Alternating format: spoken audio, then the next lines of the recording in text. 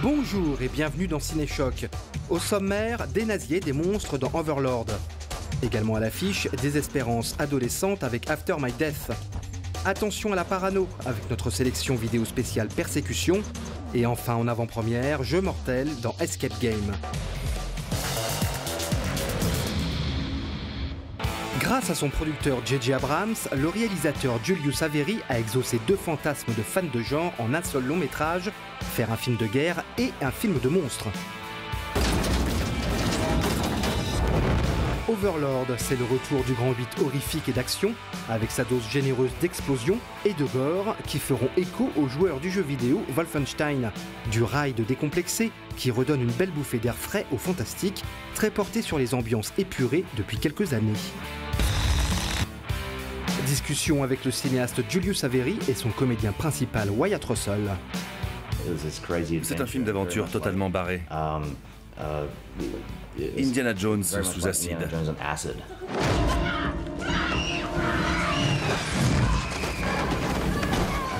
Je n'avais jamais rien lu de tel. Et c'est ce que je trouve génial dans le studio de J.J. Abrams, Bad Robot. Ils prennent des risques, ils font des choses surprenantes. Avec eux, vous pouvez vous attendre à de l'inattendu. Boys, va voir ce qu'il y a dans ce camp. Et c'est quoi ce truc?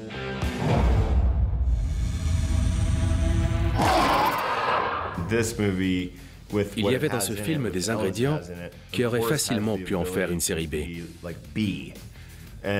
Mais en y allant, je savais que je pouvais faire confiance à l'équipe pour faire une série A de qualité. Il y a des éléments qui, pour certains, relèvent d'un film de série B, mais c'est également le cas pour certains chefs-d'œuvre. Tout dépend de la manière dont on les réalise. Avec ses nazis et ses monstres, tout droit sortis d'un roman de H.P. Lovecraft, Overlord assume totalement son rôle de film d'exploitation, au réalisateur d'en faire de l'exploitation premium.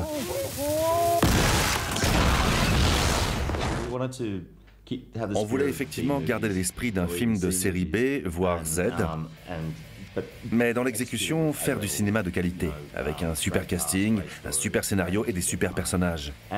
Ma problématique, ça a été comment je fais pour faire rentrer le spectateur dans mon histoire, pour qu'il ressente l'intensité de l'action et qu'il y croit. Ça passe par les personnages. Au moment où le film prend un virage un peu plus surnaturel, le spectateur a déjà eu le temps de s'attacher aux personnages. Il les aime. JJ dit toujours qu'il faut donner au spectateur de la matière pour le faire rentrer dans le film, l'accrocher. Et le meilleur moyen pour ça, c'est de soigner ces personnages pour les accompagner jusqu'en enfer.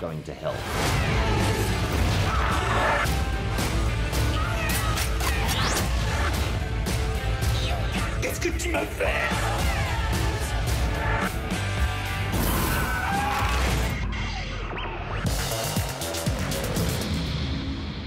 자, 이름이 어떻게 되지?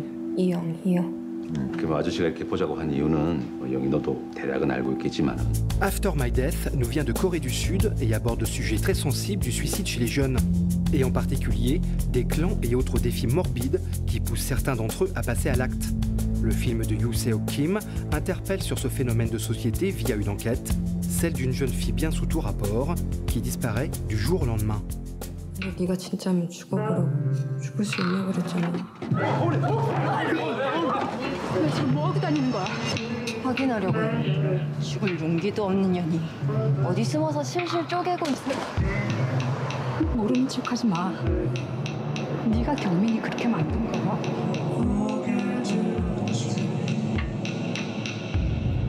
내가 먼저 죽었고.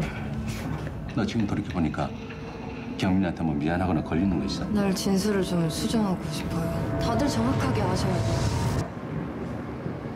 경민이 죽었다는 게 믿어지세요?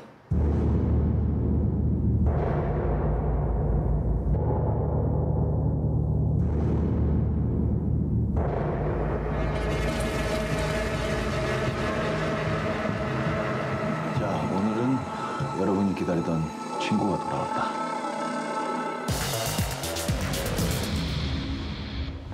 L'enfer, c'est les autres, dans notre sélection vidéo spéciale Persécution.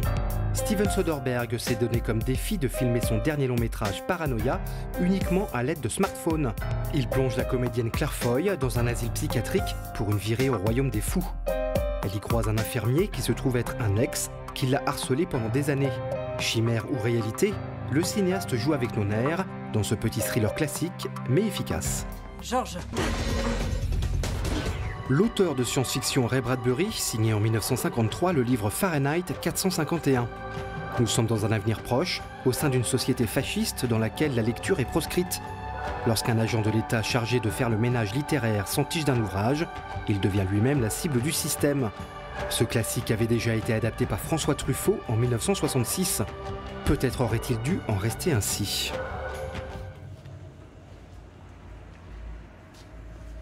Qu'est-ce qui serait le pire? Ce que je pourrais te faire moi, ou ce qu'ils te feraient eux? Nous ne faisons qu'un. Alors tout ce que vous lui ferez, c'est aussi à nous que vous le ferez. Ah oui, vraiment? Très bien.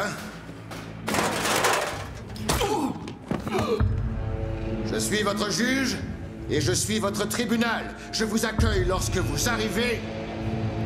Et je vous donne congé quand vous partez.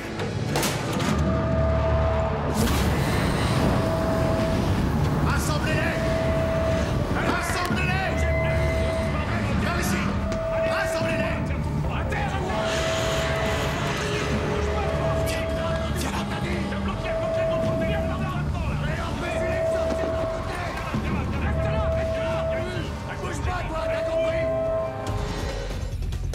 Matteo Garonne, le réalisateur du film coup de poing Gomorrah, se penche une nouvelle fois sur l'Italie d'en bas avec Dogman.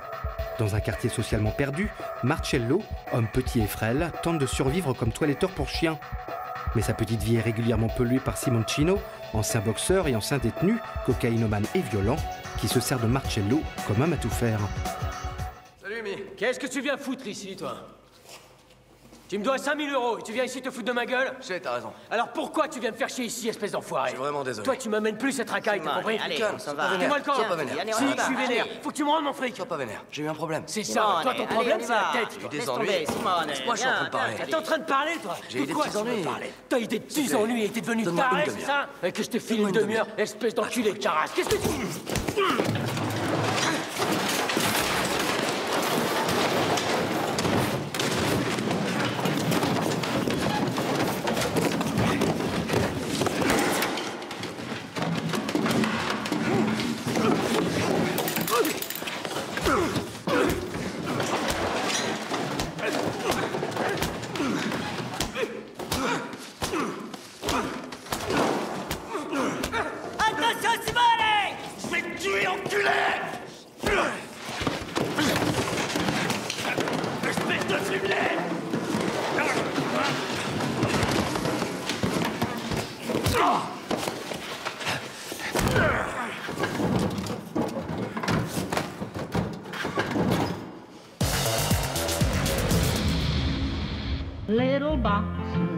Après avoir œuvré pour la franchise Insidious en réalisant le dernier épisode en date, Adam Robitel nous propose une partie d'escape game.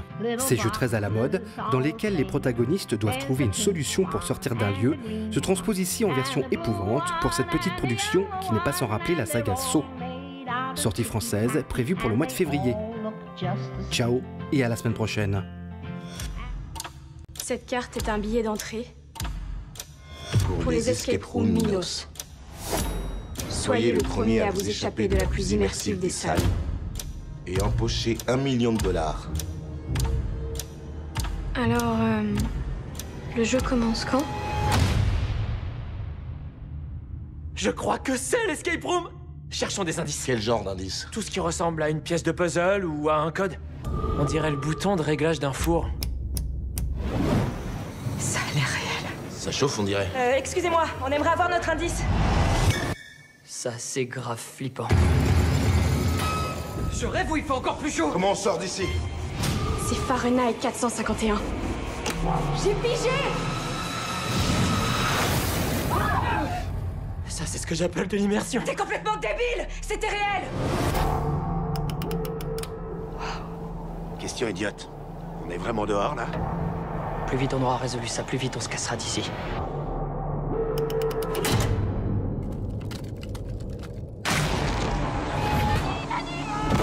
Qui s'amuserait à ça?